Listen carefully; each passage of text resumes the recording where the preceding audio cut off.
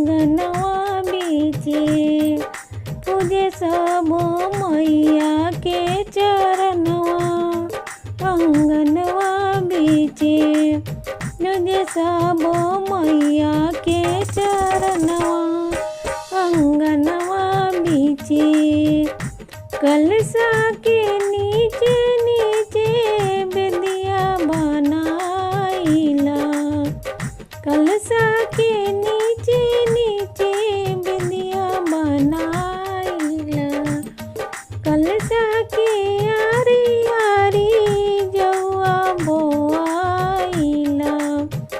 कलशा के आरी आरी जौआ बोआइला।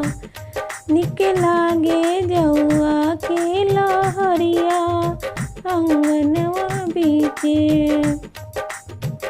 निक लागे जौआ के लहरिया अंगनवा बीचे पूजे सब मैया के चरणवा। अंगनवा बीचे।